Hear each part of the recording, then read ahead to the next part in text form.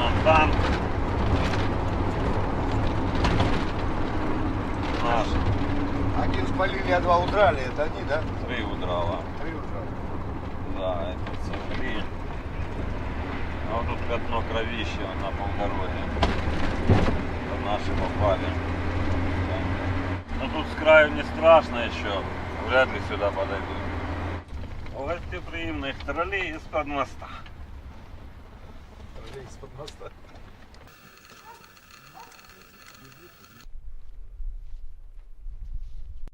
Как что меня заставило? Как добровольца. Потому что российские фашисты нашу родину решили уничтожить. Поэтому им должен быть достойный отпор. И больше никак. Ну вот сегодня там в Минске подписали вроде бы что-то, какой-то договор, в котором есть 9 пунктов. Один из пунктов отойти на 15 километров и с той, и с этой стороны. Ну вы слышите, как мы отходим, да? Бахают. Вот это они отошли с 2 часов, отошли на 15 километров. Вот это вот бахают. Вот это они выполняют так договор. Это перемирие такое сейчас? Ну да. Лицо не снимайте только. Вот это они так выполняют все договоренности. Вот там вот где огонь, это все их территория. Тут у нас прицел был, спальники были, тут много, две коробки. Мы получили. От кого? Из Киева, от волонтеров. Даже не волонтеры, а просто обычные люди. Расскажите, вообще обеспечение больше от государства или от волонтеров идет? Государство не знаю, а волонтеры нас тут уже закормили просто. Очень много. Лучше бы они послали на Авдеевку, на Семеновку, на Орловку, людям бы лучше послали. У нас очень много питания. Нас кормят очень хорошо. Можно даже, да, сравнить, показать государственное обеспечение и волонтерское. Государственного здесь нет ничего. Вот как бы кучки разложить. Есть только волонтерское. И чисто волонтерское. Вот государственное обеспечение, вот что из себя представляет. Ну, и Носки, волонтерское. Вот трусы, только вот они майки, привозят. форма, все. Вы запрос какой-то?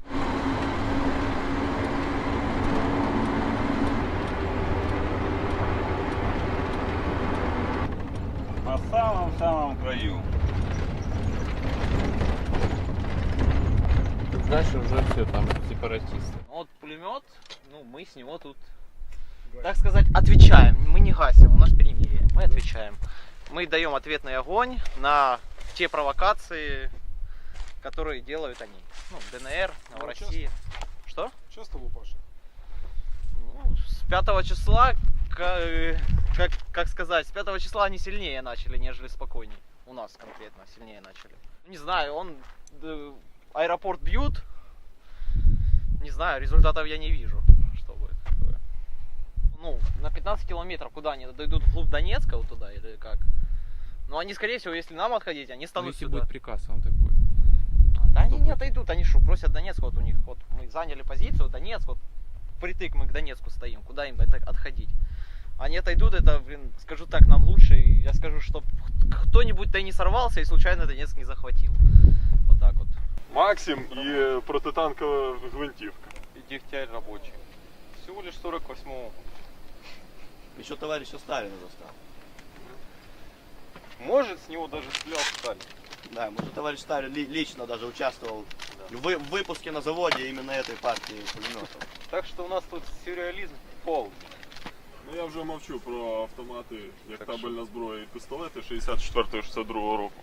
Когда нам выдали автоматы 62-го года, мы были удивлены. Но когда мы получили дегтярь 48-го года, мы приятно удивились.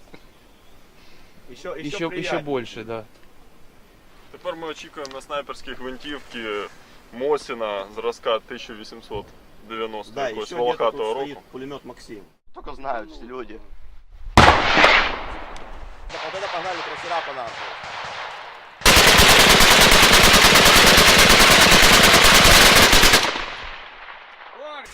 Вот этой хреновой ленте, блядь, 250 патронов. И потом начинается. Еще у меня на этой войне одна из главных целей это найти хоть какой-то образец вооружения, хоть какой-нибудь один за всю войну, до конца войны, который будет младше меня по возрасту.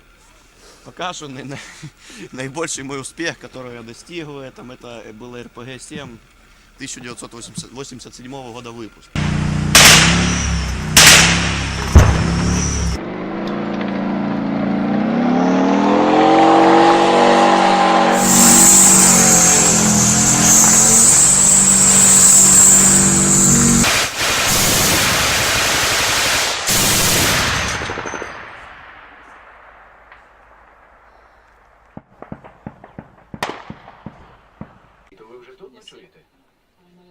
Это я плюсую двоюродный, троюродный.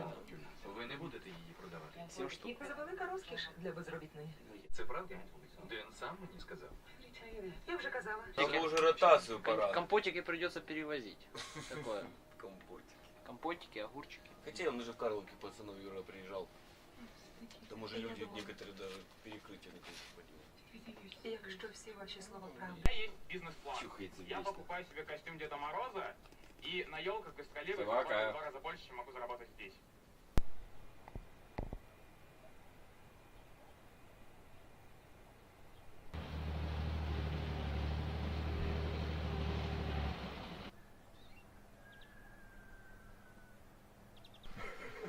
Бандеровский кот.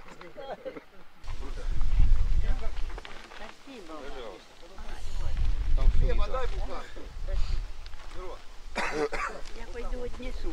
Конечно. Поставлю, куда мне чашечку поставить? А вот сюда, здесь ставьте мне, я наберу вам. Еще немножко, я туда разолью боковую. Вот, спасибо, с горкой. Спасибо, будьте здоровы. Мы граждане получились ни Донецка, ни Украины. Почему? Потому что мы во фронтовой полосе, сюда ни фонды никакие не доходят, не доезжают. Волонтеры Ни разу не были. Не могут сюда попасть. Они в Песке в ту часть доезжают, где военных действий нет, где пули не летают, а сюда они не проезжают. Они боятся просто. Вот поэтому у нас ни пенсии нет, ни обеспечения продовольствия, ни автолавка никакая сюда не может же приехать, соответственно. Мы не можем выйти. Дальше зеленки не лазят. И по огороду то же самое. Как есть снайпер, говорят, не выходи, даже там ведро картошки выкопать, говорит, подожди, говорит, пока утихнет. Там, через пару часов мы скажем, там, затихло, нет. Прогнали того снайпера или нет. Ну и все, вот такая жизнь, если это жизнью считать.